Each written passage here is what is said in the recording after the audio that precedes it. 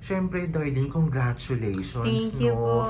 Ano muna yung unang-unang nararamdaman at reaction mo when you found out that you are in SB Town are releasing you as a debut artist, as a solo P-pop artist na talaga?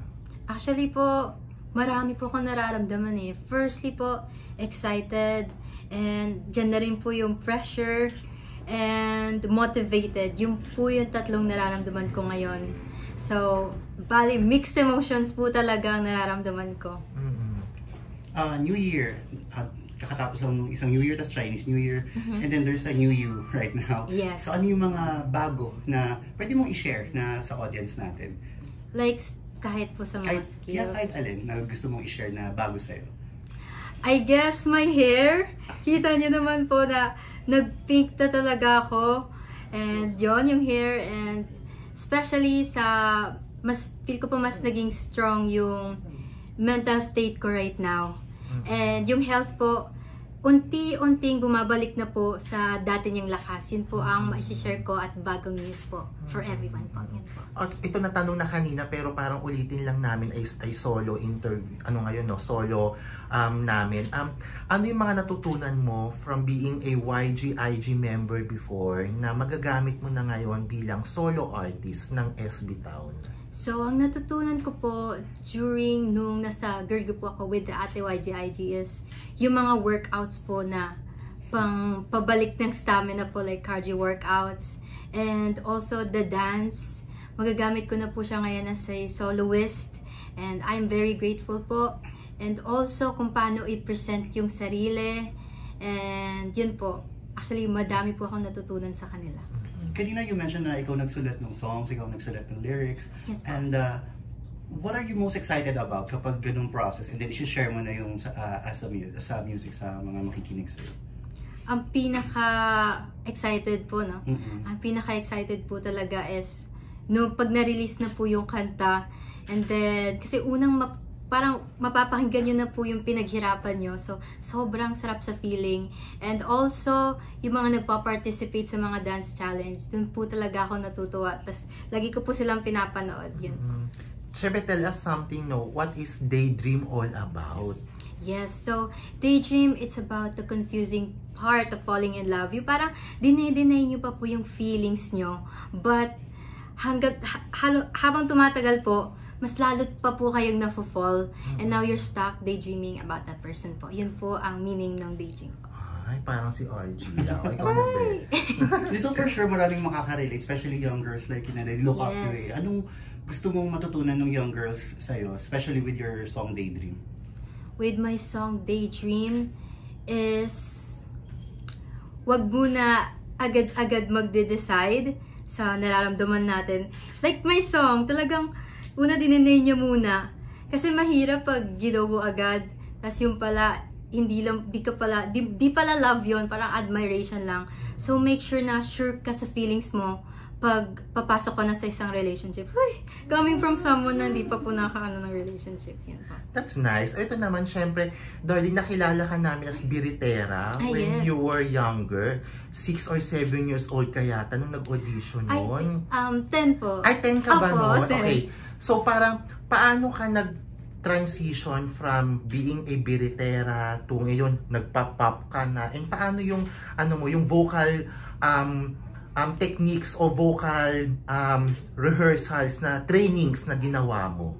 Actually po kasi, nung bata po ako, kaya po ako nagbe-belt kasi nag-i-impersonate lang po ako ng mga singers. So parang hindi ko po talaga alam yung sound ko.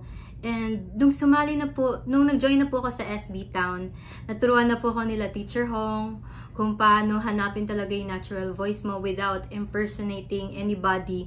Kasi as an artist, you have to have your own voice. And hindi lang po basta-basta manggagaya ng tunog. And ayun po, dun po ako nag-transition during my SB Town trainee days po. Doon ko po talaga natutunan kung paano hanapin yung aking real voice po. Yan po. Now that you seem to find your voice, your real voice, how proud of you dun sa mga inilabas mong passion, talent, and emotions dun sa Daydream? How proud of you of Daydream? Super, super proud po kasi ito po yung pinaka first song na na lahat po talaga ng ideas ko nailagay ko. So I'm very proud of myself. Though there still needs some improvement po when making some lyrics, but as NU Darlene po na nakagawa ng kanyang sariling lyrics, nakaka-proud po sa sarili, like 100% proud po. Yun po. Ito daw, yung sino sa mga natin, kasalukuyang P-pop artists ang gusto mo makakollaborate in the future? Siyempre, this is the season of collaboration, diba? Yes. Oh my gosh, this is so hard. Kasi ang dami po talaga Madami talaga. So, I mean, I love you, Ate YG. Pati yung Plus po, gusto ko rin sila makakolab. Pero madali na lang po kasi same kami ng company. And outside the company po, I guess, maybe a wish list? A wish list, like G22. Because I really like their vibes po. And Alex Bruce. And kaso po yung SB90 kasi parang, Why not? Wala na po, nakakaya po kasi as a beginner po. Pero one day po siguro. Yan po. Mababait naman yung mga kulang mo na yun. O syempre, napag-uusapan na rin yung i-airing na ngayon ang The Voice Teens. May bagong season. Anong message or tips mo sa mga sasali sa The Voice?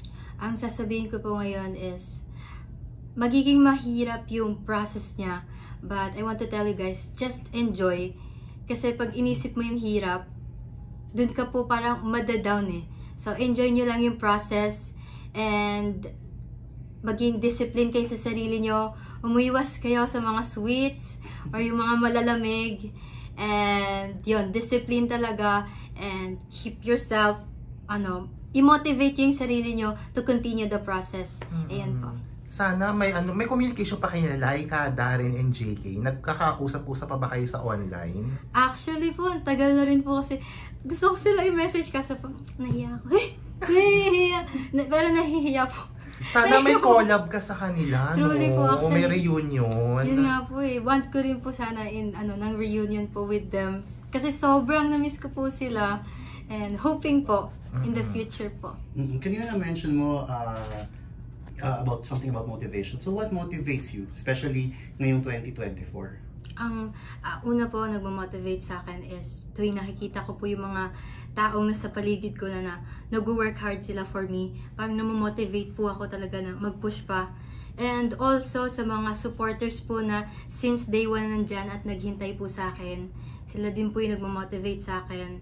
Also family and also si God. What do you want to tell them? Sa mga tao po, I really want to thank them po for not giving up on me, and maraming salamat po sa paghihintay sa akin. Sobrang na-appreciate ko po, and I'll work harder and to make you guys proud. Yun po. May message, mga ganun, socials. Daydream. Yes, Okay. saan nila mapapakinggan? And go. So Daydream is available now. Sorry po, may di sumasabit. See one more. Daydream is available now in all music streaming platforms. And if you guys are curious about me, you guys can visit my official account at official_DRLN. Sa all na po yun ng social media accounts ko po. Yan po. Thank you guys. Love you. Thank you, Dar.